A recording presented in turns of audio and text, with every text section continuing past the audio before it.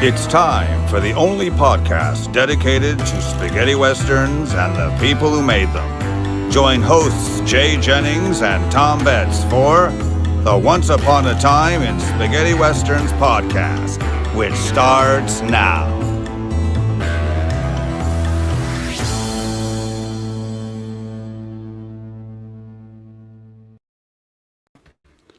Hi, everybody. Welcome to the Once Upon a Time in Spaghetti Westerns podcast. I am your host, Jay Jennings. I am a Spaghetti Westerns collector of all things Spaghetti Westerns. You name it, Blu-rays, posters, museum pieces, and books, autographs. And we're here every week, Friday at high noon, Pacific Standard Time, on major outlets like iTunes and Apple Podcasts and Spotify and Anchor. And you be sure to catch anytime you want, 24 hours a day or night, our past episodes. I think we have 13 of the best of on all those platforms. So please go check those out, especially when we go on hiatus after next week's show.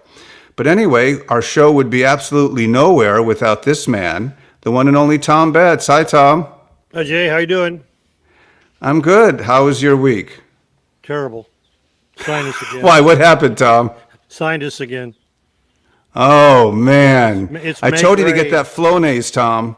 I've got some of that. I got everything. Okay. We have a condition here in California, especially in L.A., called May Gray and June Gloom, where we wake up every morning to cloudy, damp skies until maybe noon or so, and then the sun burns it off. And That it drives sucks. My sinus is crazy. Oh, I hope you get better, Tom.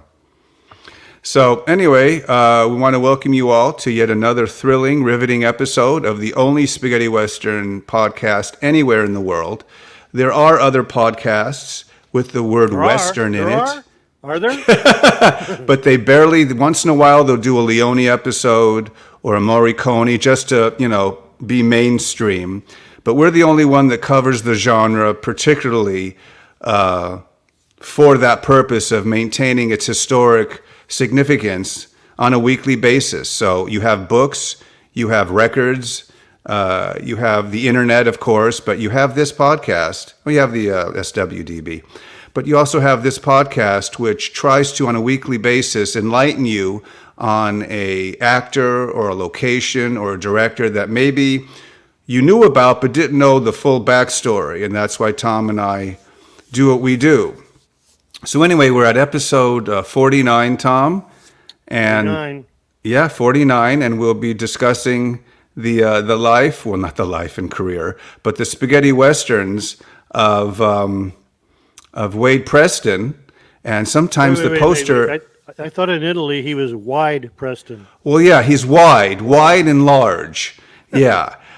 They forget the A on some of the posters, Yeah. which is very funny. But no, Wayde Preston, very, very popular spaghetti western star who I guess was known mostly before his spaghetti western career for Colt 45. But he was born William Erskine Strange, Bill Erskine. I wonder if he's related to Glenn Strange, the guy who played Frankenstein, Tom. Yeah, and I was thinking maybe Billy Strange, the guitar player.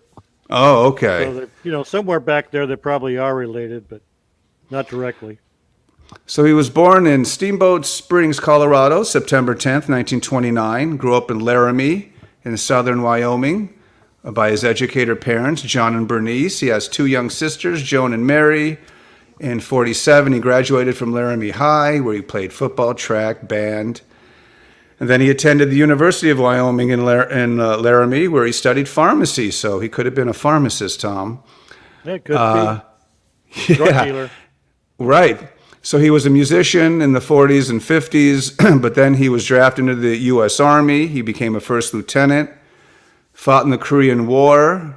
Then he was a park ranger at Grand Teton National Park in northwestern Wyoming. He performed musically on the rodeo circuit before he got his big break. And we know what that big break was, Tom. Duh.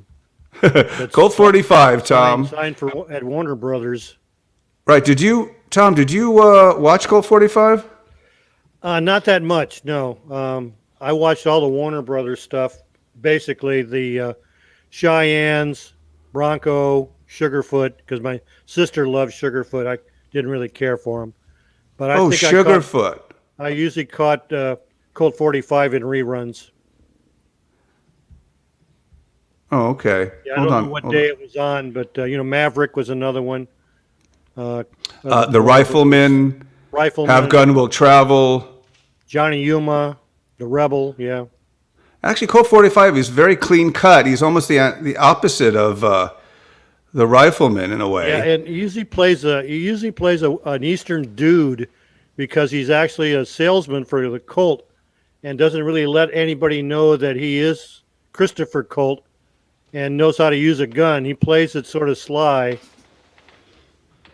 Yeah, well, it's funny is I'm right. Like the Wild Wild West, James West is in the West, so it makes sense that Colt 45. His name is Christopher Colt. Christopher Colt, yeah. And of course, what else could he be but a government undercover agent, Tom? Sure, yeah, but they just let that on, yeah.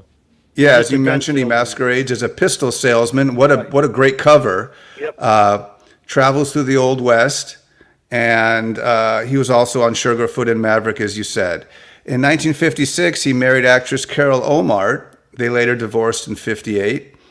And then later on, he earned a pilot's license and returned from Europe. And he taught flying lessons in Van Nuys. That'd be great. It's like, wait a minute, aren't you Colt 45? Exactly. we're 10,000 feet in the air. I hope you know these instruments. Can you imagine going over to Van Nuys Airport and walking in a hangar and there's Christopher Colt? I mean, right, that would be a trip. Yeah, and he's teaching flying lessons. Yep. As well as going over there and your flight instructor is either Christopher Colt or it's Susan Oliver, Tom. Yeah, or that would have been awesome. It'd have been cool, Jay, if he'd have become a traffic reporter, an air traffic reporter. Here's Christopher Colt or Wayde Preston doing the traffic reports over L.A. Right. So as long as he's not armed, Tom. Right, as long as he's not armed and shooting helicopters down, right, or clearing SIG alerts. You're right. So he invested later in real estate in Reno, Nevada, and he played about 20 different roles on television from 57 to 91. So he had a nice long career. He then, Tom, went to Europe where he did about 9 spaghetti westerns, Tom, and some of them are pretty memorable. Yeah, he was in anywhere we were talking before the show, from big films to he's in it, but he's only in it for 10 minutes in the beginning and the end or something like that. So his acting career over there was pretty strung out. Well, I didn't know, for example, I knew he was in it, but I was like, which part is he? This is, for someone who knows about spaghetti westerns like I do, sometimes a fact or a known thing gets by me. Like I didn't realize he was in A Long Ride from Hell, Tom. Yeah, right. And he's the business guy who pays to have Steve Reeves put in prison, right, Tom? That's correct. Yep, he's the bad guy. But I mean, once Steve's in prison, they concentrate on Steve Reeves. They don't concentrate on Wayde. The other one that surprised me is Boot Hill. Oh, that's right. Yeah, it's a small role. You think of nothing but Terrence Hill and Bud Spencer. And I think it's sort of like we talked about Johnny Garco being in Bad Man's River. Oh, that's right. Pictured on the poster and everything, but you go, is he in Bad Man's River? He sort of left out, Well, the funny thing about Bad Man's River, Tom, is I actually rewatched it the other day, preparing for the Garco interview, whenever that may come. Yep. And he's actually in it more than I thought. Is he? He does drive around with those motorcycle goggles, but he's in and out throughout the whole film, Tom. He doesn't get many lines, though, does he? No, he doesn't say much, but he's in it, though. Yep. Anyway, getting back to Wayde Preston, later he would be on Bonanza when he came back to the U.S. after his spaghetti western career was over. And he was also in an episode of Starsky and Hutch. Do you remember that episode, Tom? Not that one at all, nope. Okay, I'd have to go and find that somewhere. And then his last film appearance was in the 1990s when he was in the original Captain America with that big muscle guy. What was his name, Tom? I don't know. I never watched. I'm not into superheroes, so It was a fail. I think it was a TV movie, and it didn't do very well. was it like But Lou anyway, he Ferrigno or died one of in those Lovelock, guys? Nevada, Yeah. in February 6th, 1992. Yeah. But Two real yeah, quick stories here. We've talked about before that Bill Connolly and I interviewed Walter Barnes, and the first time we went over and visited Walter Barnes, we were there for like 8 hours. And Walter gave us a bunch of programs and pictures and stills and everything else that his wife had collected for us to make copies. And we came back 2 weeks later to give them back to Walter. And when Walter came out and visited with us, he said, "Oh, you just missed Wayde Preston. He was here like 10 minutes ago." Oh, no. And then he told us that Wayde had come by to say goodbye to him, that he had been diagnosed with cancer and he was going to Nevada to live out the rest of his days, which was probably a couple of weeks later. So yeah, it was one of those right. good news, bad news things, you know. And then Oh, definitely. the other story, real quick, is Wayde was good friends with Robert Woods, and apparently they lived together someplace in Colorado at one time because um, Robert took his father, his stepfather, to a party one time because in Italy where all the Americans congregated. They all knew each other and hung out while they were making spaghetti westerns. And Robert's stepfather, goes up to Wayde Preston and goes, "Hi, Bill," because he knew him as William Strange. He didn't know him as Wayde Preston. He was just that kid over on the next ranch, you know, which I Right. always got a chuckle out of. Okay, that's pretty funny. So I was going to say it's thanks to some of our fans. It's Reb Brown, Tom, Reb Brown. Okay. Yep. who played Captain America. Yep. So anyway, we're going to talk about Wayde Preston's Spaghetti Westerns career, and wasn't very long, but appeared in some classics, of course, like we said, and we're going to go through them because I don't think enough has been talked. I mean, I don't think who's discussed Wayde Preston anywhere, right, Tom? That's So that's why correct. we're doing it today, to give him his just honor. So the first film that he made, Tom, in Spanish is Tierra Brava, but I think I know it best as Death Knows No Time. Death Knows No Time. Yep. This one starred William Bogart, who's actually Guglielmo Spolatini, Wayde Preston, his second build, and then Fabrizio, a little kid, who's Fabrizio Mondello. Sidney Chaplin's in it, Agnes Spock, the ever-present Eduardo Fajardo, and Fernando Sanchez Pollock.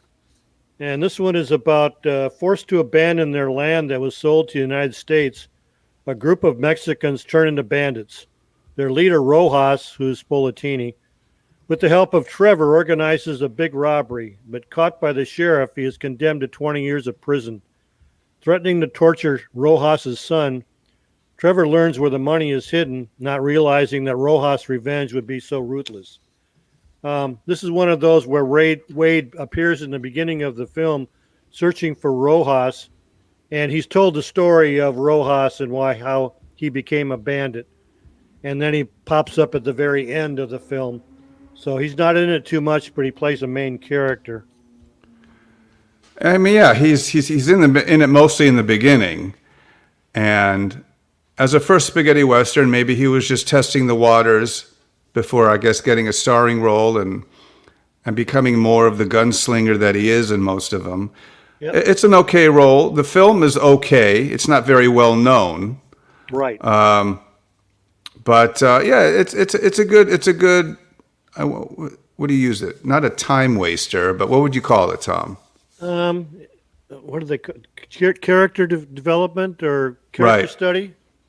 Okay. I watched it, I think, 2 weeks ago when we were preparing for this one on YouTube, and it's decent. Like I said, there's not a lot of Wayde in there, and the main actor is William Bogart, but he does a decent job in it. Eduardo Fajardo's always fun to watch, so it's like you said, it's not a time waster. It's enjoyable.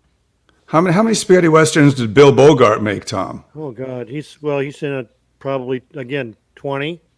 Oh, wow. He plays gang members, small roles like that. He's not a big, actor like a sidekick or anything like that. This is probably his biggest role.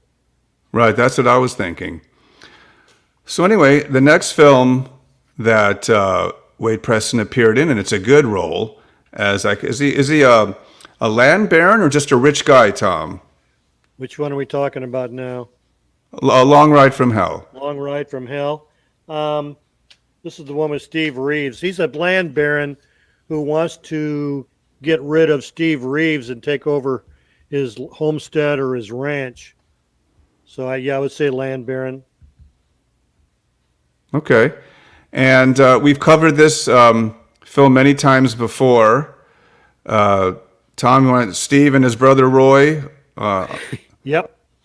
This one's about Mike Sturgis, played by Steve Reeves, his brother Roy, played by Sergio DeVecchio, and a ranch foreman named Bobcat go after the horse thieves who have stolen their entire herd. Instead, they are double-crossed and thrown in Yuma prison where his brother dies. Mike escapes from jail and is hell-bent with vengeance. He goes after the man who framed him, Marlon Maynor, played by Preston. So, right. And another reason why Preston is probably in this, because, again, he's a big guy, so is Steve Reeves, and they always try and pair a couple of these actors in fights that are the same size. You don't want to see Billy Barty come up, and fight Wilt Chamberlain. So they try and get two actors that are decent size and have the Dukes.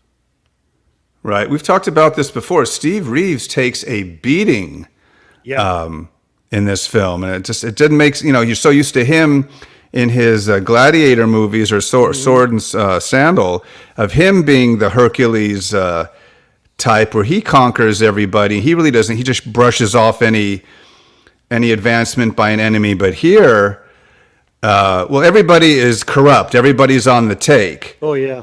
When he's initially, I guess he's approached. He says, "No. Me and my brother here, we're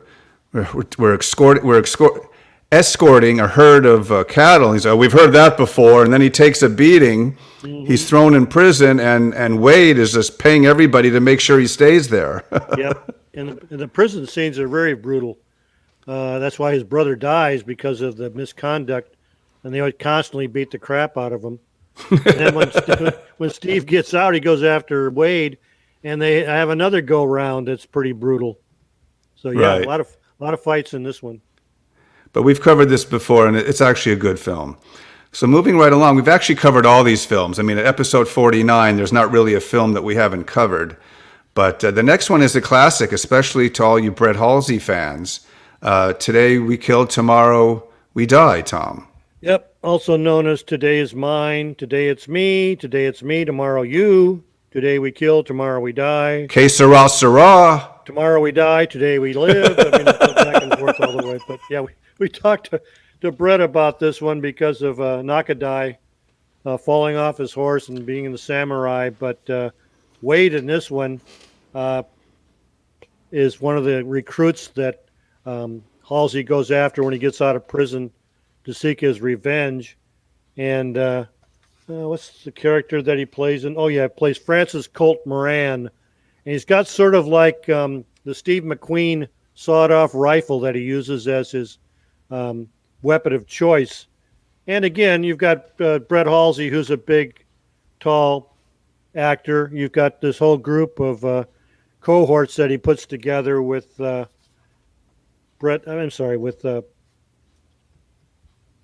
right. Spencer, William Berger, Jeff Cameron's in it.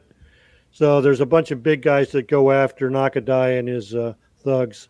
And again, a lot of action in this one. Some great photography, which you've talked about before when they ride through the forest. I mean, the camera work is exceptional for those days. Oh, it is. It's very good. And Wayde his character is based on a real person, Tom. Yeah, a real guy. Jeff Milton, who was a real-life lawman and he was a welcome addition to the cast. So, and they pop up like the Magnificent Seven, one at a time, when Halsey recruits them, and it's always nice to see. Here's a face, and then they give a little bio off screen about who this person is. It's kind of like Boot Hill in a way, Tom. Yeah, in a way. Right. And then tell us, from what I hear, there was a little friction on the set between Brett and Wayde, Tom. Well, Brett said that Wayde was hard to talk to and get along with on the set. He he thought that he had personal problems and was a sort of a troublemaker and a hardhead when it came to working with the producers on the film. So he laid it on the fact that Halsey that Wayde was going through personal problems at the time. So Oh, well, that probably sums it up. Sounds like similar to William Berger, but maybe without without the drugs, Tom. well, when we get to a little bit segment down the road, I'll explain something. But apparently, not Halsey, but Wayde Preston had a problem with doing stunts, especially in Italy and Spain, where they just had told the actors to do this stunt, and he didn't think that he was not capable of doing it, but it may put him in a predicament where he would get hurt. And so that's the problem he had at Warner Brothers, and I'm guessing that's the problem he had on the set, was that some of these stunts, they wanted him to do it. He wanted a stunt man to do the stunt. Oh, I see. Okay. So let's move on to actually, so they, if he thought he had trouble on the set in Today It's Me, Tomorrow It's You, The Wrath of God, I guess they worked together, right? What, a few weeks later, Tom? Yeah, we covered this one before, and this one's about Mike, Brett Halsey. Returns home in order to leave his gunfighting days behind him and settle down on a farm with his old sweetheart, but things do not go as planned. Finding his girl, Jane, murdered, Mike is set upon and left for dead by her 7 killers, which Halsey, why do we keep saying Halsey? Preston is one of them. They steal his life savings of $10,000, all in $50 bills. That's how he tracks them down. They leave only $7 behind, and Mike vows to track down every man, paying him back with a solitary dollar at their death. And so Preston is one of the first ones that Halsey runs into and takes care of, and they have a nice little fight, fist fight in this one. Right.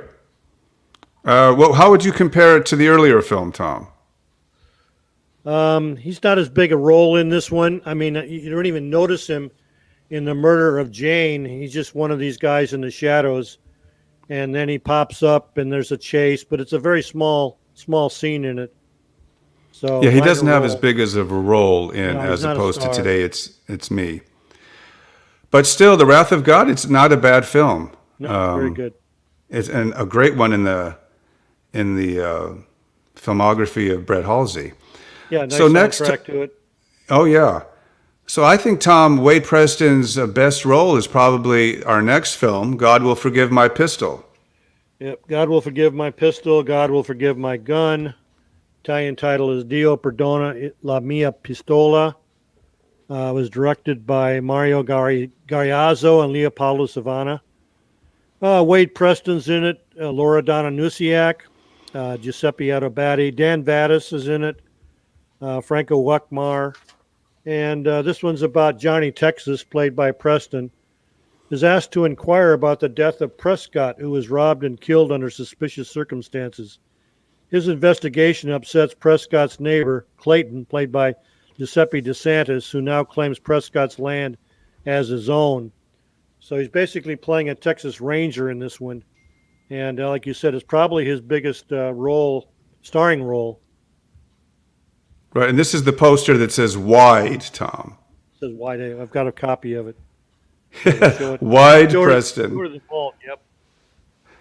But no, it's a great poster which I showed earlier, and it's he gets to actually he's almost in every scene, and it's his starring role. It's his, I think it's, as I said, it's his best film. Yep. Well, it's his biggest starring role, so why wouldn't it be? Sure. But I would advise anyone who hasn't seen it to go check it out. It's actually a very good, one of the great titles of all time, of course. And it's So- on DVD. Yep. It's available. So moving on, he appeared in another kind of all-star spaghetti western, and we've covered this ad nauseum. But Boot Hill, or the wrongly apted title Boots Hill, Boots Hill, Tom, yeah. which I'll never understand to this day. Yep. Even if the character's name is Boots Hill, you can't name that as the movie. But anyway, tell us about this film like we have before, Tom. They also try and capitalize on Trinity, so when it was republished, came out as Trinity Rides Again, but it came out before the Trinity films. but it's about Cat Stevens, played by Terrence Hill. He's wounded in an ambush by the mining company's men who wants his claim. He hides out with a traveling circus, but when one of theirs is killed by the company's henchman, former gunfighter Thomas, played by Woody Strode, joins up with Cat. They then fetch Hutch Bessie, played by Bud Spencer, and his deaf-mute sidekick Baby Doll, played by George Eastman, to get even with the company and avenge the murder of the acrobat. Preston appears in this in an uncredited role. So if you watch the credits in the end and the beginning, you're not going to see his name, but he plays a guy named McAdams or McGammon, who is the leader of a gang of thugs who rousts the general store and hassles the storekeeper for a set of keys. He uses a very unusual pistol that looks like a blunderbuss. But as you can see with the beard and the mustache, he's almost unrecognizable from what we're used to seeing him. Kind of looks like Captain Kirk with a beard, Tom. Yeah, there you go. Captain Ishmael, looking for Moby Dick. So, yeah, as we said, I actually think he should have starred in more films like God Won't Forgive My Pistol or Will Forgive My Pistol. And instead, he played a lot of side roles like this. Yep. Maybe just by choice, but he also made didn't he make other films too, Tom, outside the genre? The typical war films and stuff like that he was good in. More action than he would have been as like secret agents or spy films or something. But yeah, and it's like we were saying before the show, he goes from the main star to almost a cameo role like in Boot Hill, where he's not even credited. So, and with a face like that, with the beard, you probably wouldn't even say, oh, that looks like Wayde Preston. Let me look into it. Nope. Go right by. Exactly. I mean, other actors actually had a similar look to that. So, I'm glad he got the role, because whenever he's in a film, he makes that role shine. Mm-hmm. So after that, Tom, he was in a Sartana movie, Sartana in the Valley of Vultures. Yeah, Sartana in the Valley of Death, Ballad of Death Valley, as a 1970, directed by Robert Mowry. And it's the William Berger starring role as Sartana, or he also uses the name Lee Calloway. Wayde's second build, Yolanda Modio, Alan Collins, Pamela Tudor, Aldo Berti is in it. And this one's about gunfighter Lee Calloway / Sartana, played by William Berger, agrees to help three outlaws break out of jail in exchange for half of their stolen gold. Calloway carries through with his end of the bargain, but the outlaws betray him and leave him in the desert to die. After wandering for days, Calloway is rescued by Esther, played by Pamela Tudor, who nurses him back to health, only to trick him as well in order to collect the reward on his head.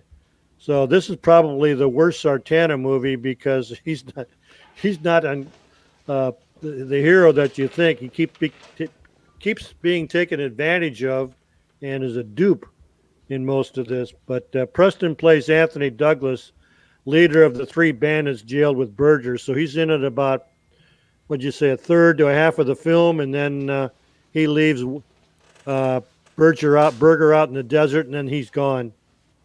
He's got a good look in the film, but yeah, it's an anti-Sartana film. It's like he's a bumbler. It should be called Sartana, Two Dupes, and a Moron. Yeah, there you go. I was kind of, when I'm watching this, I'm like, wait a minute. He's not handling it like he usually does with, I don't think it's an official Sartana movie, Tom. I was going to say, I think they threw the Sartana title on there afterwards, to make it interesting, because Lee Calloway in the Valley of Death, who's going to watch that? Yeah, probably. But he looks good. But he doesn't, Once again, this is not a film. If you miss it, the title, it's one of those where the title is better than the film. So, because I love that title. And you figure, vultures, it's going to be, it's going to be vultures, hovering over dead bodies. And like a few of them have a couple openings like that. But this one, the poster also is misleading too, because you see them in a red sky with vultures, and it's just, a lot of the artwork is misleading in spaghetti westerns. Yeah, exactly. But that's what makes it fun, I guess. Yep. Now, Tom, this next film, I don't know if we've covered before. I personally I know Tom says if it's made in Europe, it's a spaghetti western. I don't know, Tom. I put this as a minor spaghetti. I know it's Italian made. James Gardner, went to Europe, but Yeah. I don't know. I have trouble adding it to the oeuvre of the genre for some reason. Yeah, it's basically a group of American actors, making a film in Spain. The director is Vic Morrow, and it's called Sledge, or A Man Called Sledge, 1970. But the story, the screenplay, the cinematography, the music, all of that is Italian. So I put it in that genre of Italian Western. Okay. And it's the story is about Luther Sledge, played by James Garner, a stagecoach robber, is told by an old man, John Marley, about 300,000 in gold kept in a vault in the heart of a prison fortress. Sledge becomes obsessed with stealing the gold, even though his girlfriend Rhea, played by Laura Antonelli, another Italian, tells him they don't need the money to be happy. He comes up with a very daring plan to let himself be locked up as a prisoner, starts to riot, and uses the disarray to open the vault. And for some reason, Garner didn't like this movie. When he plays, like my friend John Crummett says, when he plays a dark character like he does in this film, he's great. It's not the happy-go-lucky maverick, talking out of the side of your mouth and cracking jokes. When he gets serious, he's a very good actor. But for some reason, he didn't like this and didn't like to talk about it. But in this, Preston portrays Sheriff Ripley, despicable lawman who Sledge takes hostage in order to escape town after he's recognized by the lawman. Remember, Garner and Preston both appeared on Warner Brothers TV Western series, Maverick and Colt 45. Both walked off their series for several reasons, including pay raises and more freedom to appear in films outside Warner Brothers.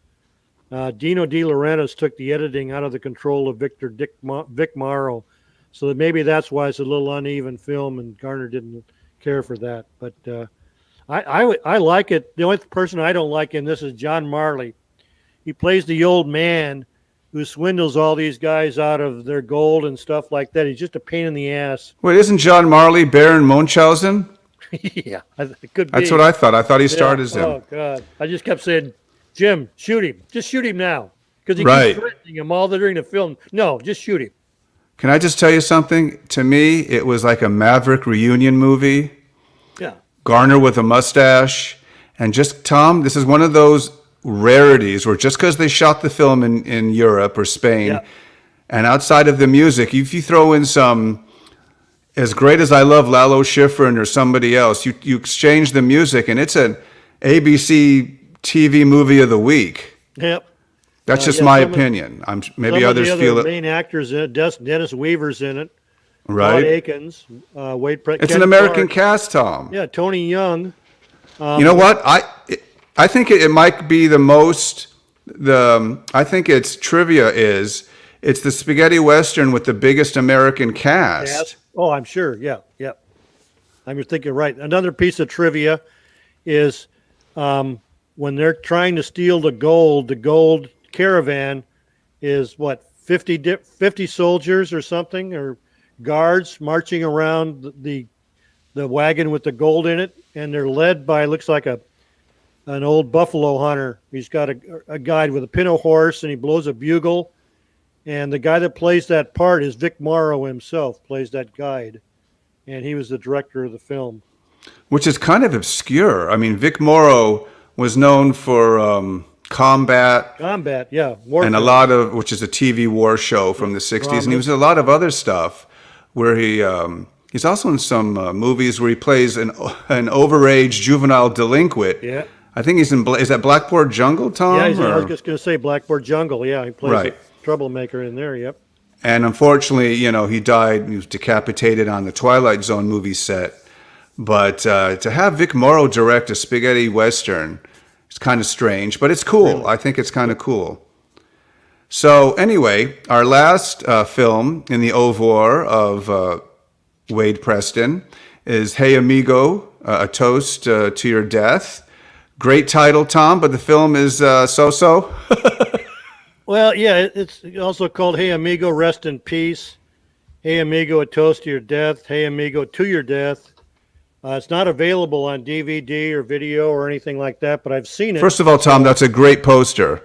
Oh yeah, it's great. It's just like the that one with Wayde Preston on it, but this one I Right. got his name right. But this one's about a bandit named Barnett, played by Rick Battaglia, and the 8 men of his gang are hiding out in a Texas town. They've held the people of the village in check and then robbed a stagecoach which arrives in town carrying a cargo of gold. After the robbery, the bandits take refuge in a deserted mine, but a postal officer named Doc Williams, played by Preston, is on their track. This one is probably one of his best roles because he uses a lot of changes of wardrobe, but disguises himself. He's bandaged up one time as a soldier, so he plays a lot of different roles in his main character. And I'm surprised that they didn't take this one and make a sequel to it using the same type of storyline. Maybe Steve Forrest wasn't available, Tom. Maybe that's right. He does look like Steve Forrest. Yeah, you're right. No, I have to admit, maybe second to God Won't Forgive My Pistol. Yep. This is a great role. I mean, the film itself, I think, I don't know. Small budget. Yep. It's kind of spotty, but he's great in it, and that's why we're covering him because he's really good in it. Yep. I agree. What other any trivia about this film, Tom? Oh no, not really. Like I said, it's a small film. This is the last Western that he made. Then he came back to the States, so Okay. no trivia that I know of.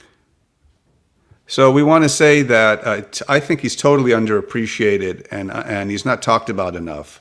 So hopefully this show helped enlighten and give you more insight to his spaghetti western career. That's what we've covered here. We've covered the known and the unknown, Tom. Yeah, a lot of these people did make a lot of big They're not name household films. names. No, but they were stars in the genre, and they've got to be memorialized. Of course they do. And so we'll end on that film right there. So great actor, and as well as all the other actors we've covered here on the show, and I'm glad we were able to pay him some homage. So anyway, it's time for the second part of our show, and this is where Tom actually takes over. I go down the street to our local pub, and I grab Tall one. I grab a Heine or a cold one. That's right. So you won't see me for the next 20 minutes.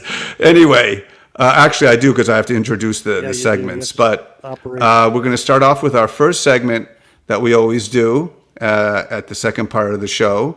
And where would we be without Tom's Book of the Week?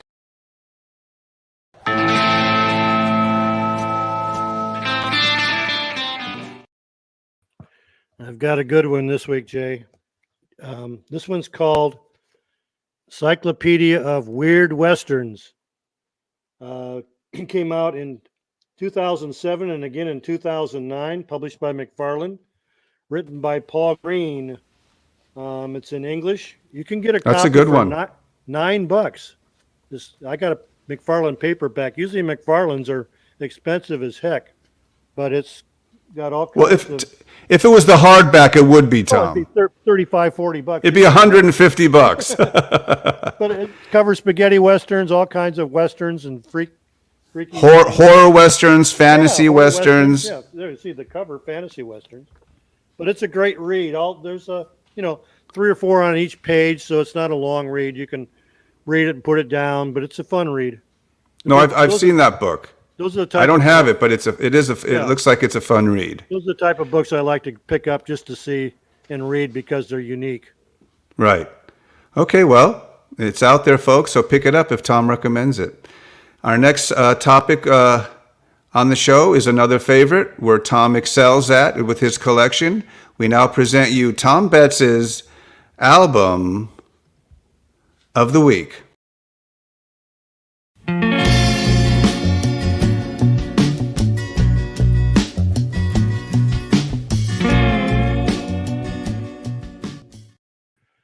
All right. This week we've got the Valdez horses, which we know as Chino.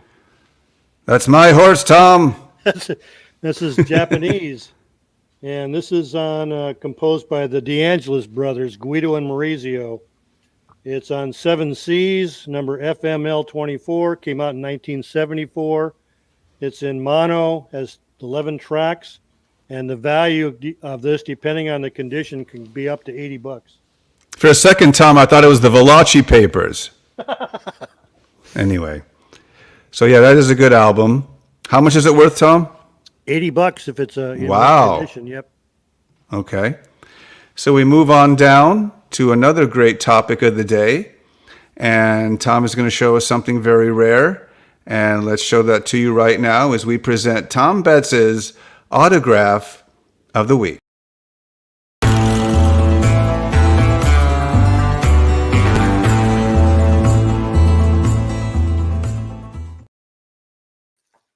I forgot to take it out of the. How about this, Jay? Death Rides a Horse, signed by John Philip Law. Wow. You got one of those? Oh, I have a John Philip Law from that film. Yes, I do. He signed a lobby card for me, Tom. Good. Did you get that at the collector show? Beverly Garland, yes. He was there at the booth all alone, eating a sandwich, and I interrupted him. He signed it, and I asked him why didn't he make any more spaghetti westerns, and he said he was always too busy. He'd have loved to. Wow. Yep. That's pretty cool. Okay. So next up on our show, we have yet another great topic, and because Tom covered, you said it was a 2-issue special, Tom? We did a memorial issue. Oh, a memorial issue. Okay, sorry about that. They did a memorial issue on Wayde Preston. So today's vault will be dedicated to Wayde Preston as we present Tom Betts's WAI Vault of the Week.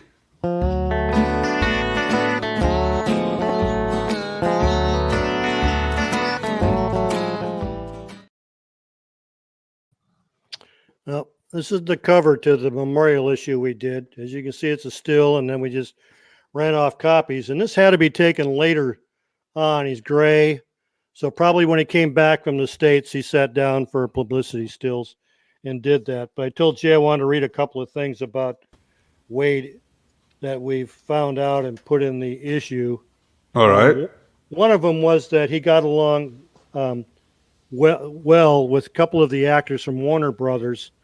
One of them was Will Sugarfoot Hutchinson, who said that Wayde and Clint Walker were his two favorite people at Warner Brothers. They never gave an inch when confronted by the front office. You know, he was a martial arts expert in Hollywood long before he was fashionable. He probably was the toughest guy in Hollywood at the time. I liked him. He had a nice style to him, dry, subtle wit. And Clint Walker also said that he enjoyed him very much, that they got along very well, that he had met him a long time ago in school in Wyoming, but got along with him very well in the set. But I want to read this a little bit about their working conditions at Warner Brothers. Wayde said the hours were extreme and the work was relentless and often dangerous because a lot of us were required to do our own stunts. Wayde finally balked at the punishing hours and low pay and eventually walked off the show. He was replaced by Donald May, who played the role of Sam Colt Jr. He says, I came back a short time later to go back to work on the show, but found that it was the same old grind. Finally, things got so bad that he left for good. He played up here one time, see if I can find it. My average day began at around 5 o'clock in the morning, and by 7, I had usually had the first shot in the can. After that, we would usually work as late as 11 or 12 o'clock at night. I was paid a weekly salary of $250, which averaged out about 11 cents an hour. This went on for years. So that's one of the main reasons that he left the series, for pay conditions and working conditions. Wow. I mean, I can't imagine working for, a movie actor for $250 a week. It was like $50 a day. Oh, today you wouldn't get away with that, Tom. Plus they said you got to do your own stunts. I mean, come on. Right. So now comes up my favorite part of the show, I just sit back and relax. I light up a stogie and I just watch Tom rip, tear, and destroy some expensive posters. But hey, if they've lasted this long, I wouldn't have anybody else take care of my posters more than Tom. So, Made of iron. right. So, ladies and gentlemen, we present to you the most popular topic on the show. It's time for Tom's Poster Attic.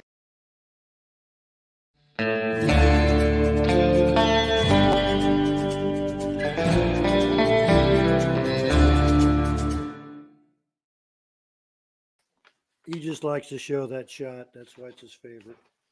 Anyways, there we have the German poster for, take a guess, Today We Kill, Tomorrow We Die. Right? That's a great one of Bud. Spencer, yeah. And that's another thing, too, we ought to explain, Jay, that they would make these posters up and then release them in different countries, and who was ever big in that country got the headshot. We've talked before, and you and I both have that copy of the German Fistful for a few dollars more, and the German's got a big headshot of Klaus Kinski, and Clint's driving away with the wagon full of bodies at the end. No picture of Lee Van Cleef at all in it, so it depends on where the film was released, what poster art they came up with. Right? What's next, Tom? Okay, the next one we've got. Oh, yeah. Long Ride to Hell. Ride from Hell, yes. I always thought, why is he shooting under the guy's legs, Tom? So he can get into the camera shot, that's why. And then we've got a Belgian Boots Hill, as you say. Oh, no. Boots Hill, there it is. What's cool about that, Tom, is keep showing that. The theater that played it put the hours in the day on top. That's right. That's right.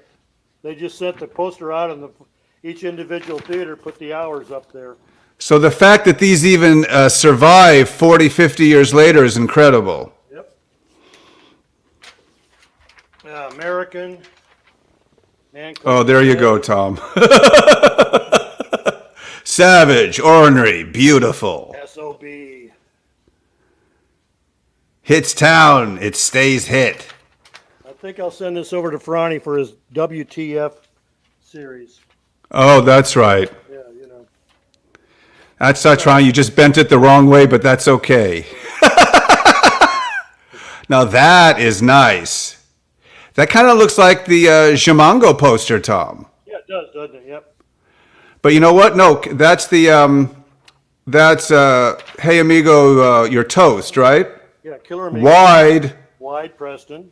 I love that poster, Tom. That's nice. And that's the vault this week. And that is Tom's poster vault. Excellent vault as usual, Tom. And now, of course, our show, when we come down to the tail end, Tom gives us an update on Blu-ray releases and news that's happening, and of course, the obits. Because Tom, don't know this. People don't know this. He was really born Tom Obits, not Tom Betts. Yeah, my middle name is Oscar. Tom Obits. So, ladies and gentlemen, the one and only Tom Betts and the weekly news.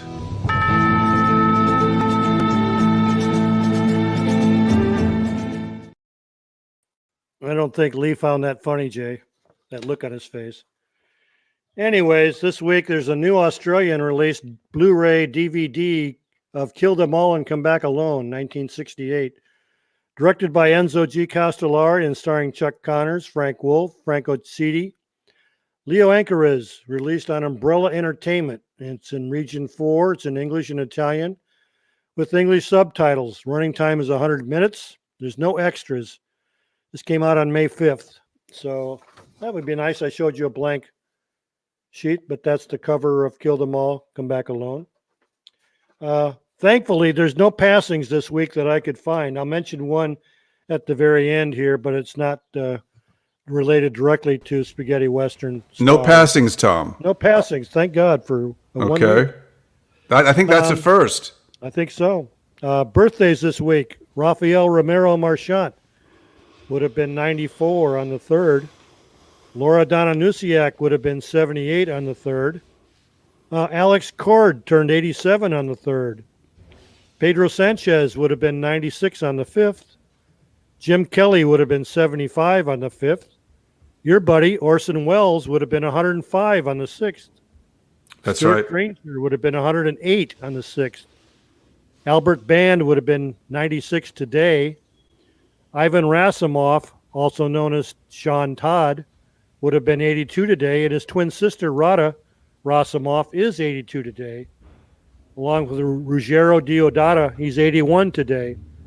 And I saw on Facebook this week where Marco Stefanelli, that's Benito Stefanelli's son, mentioned that his mother had passed away this week. He did not mention how old she was, so I had Well, that's our lone obit, Tom. That's the lone obit. Yep, she wasn't. As far as I know, she wasn't in any films, but at least it's someone people would recognize. And that's the weekly news with Tom Betts, which Tom doesn't want to, he's very modest, but a couple producers have said we want to lure Tom away so he can have Tom Betts' weekly news on his own show. And I said, nope. He signed a long-term contract after the hiatus. Yep, still waiting for the first check. But anyway, so that's today's show, everybody. And I hope you enjoyed our tribute to Wayde Preston. I hope you enjoyed all our segments about the spaghetti western genre. And I just want to remind you once again that you can catch all these episodes on Facebook and YouTube at your leisure, all 49 episodes anytime you want. But I'm going to say most importantly, because in the long run, historically, I think it's very cool that we're on iTunes, Apple Podcasts, Spotify, and Anchor, not to mention Google Podcasts. So just do a Google search, type in Spaghetti Westerns Podcast. If you type in the word Spaghetti Westerns Podcast, we come up on every Google and Yahoo search. So no posers, nobody ahead of us, Tom. So we're the go-to guys when it comes to this podcast. So anyway, we want to thank all the fans who have supported us. We've passed 1,500 followers this week. And so I want to thank you all for that. I know we probably have more hiding, lurking in the shadows who don't want to. What's this, Tom? I have a call here, Tom. Let me see who this is real quick. Gertrude? Hello? This is an important message. I don't think so. This is an important message. Nope, not as important as this podcast. Come out but with your anyway, we hands want to up. thank all of you for watching. And who's next week's show going to be on, Tom? The great German villain Horst Frank. Horst Frank, or Horst Frank, who we all know from Pirates of the Mississippi, Tom. That's right. Right? Pirates of the Mississippi. Yeah. And as well as some others, of course. Made a couple of films with LVC. Right, Tom? That's right. Okay.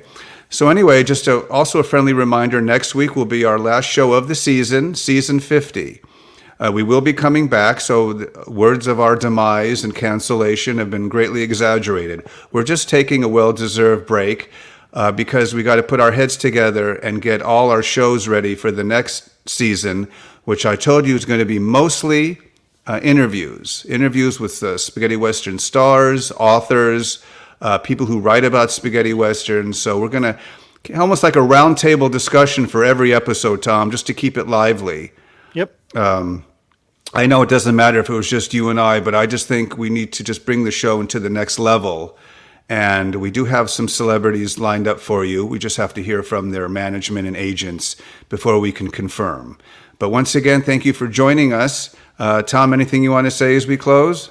We might as well mention there's a couple of people have mentioned ideas on people to cover, like Eduardo Fajardo, Aldo Sembrell, such and such. We'd love to, but they're in like 30, 35 movies, anywhere from, again, cameo roles to main villains or whatever. And do we have the time to go through those? Do we make them two-part shows? Do we cover just, 10 or 12 of their main films and then mention the other ones? We don't know how to do that yet. Right. So Plus, since talk about it.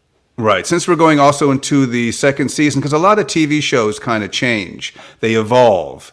And I just don't think we'll be able to do any of those when we're interviewing spaghetti Western stars or, authors and the like. So the shows that we did, these 50 shows will just encompass all that we were discussing. So shows about, people who've done 40, 50 50 spaghetti Westerns, that doesn't really play into the cards, but we've covered almost everybody that you can mention. We may have not done a show on Eduardo Fajardo, but by golly, we've covered most of his films. Yep. Same for Aldo Sambrell. We were able to sneak Mario Brega in there. So I think the 50 that we've covered is basically, I'm proud of the work that we've done, Tom. So it's not like, oh, we missed somebody. And so anyway, Tom, I just want to say thank you for your time and efforts for this show. Tom does the research for everything and then sends me the info, and then we discuss it at length. But anyway, Tom, as we go, what do we say to everybody? Adios, amigos. Adios, amigos. And I always say adios. Compañeros. Compañeros.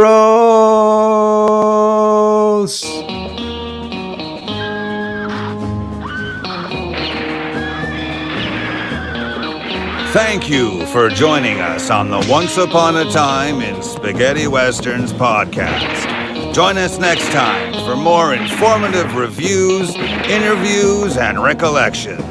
Adios, amigos.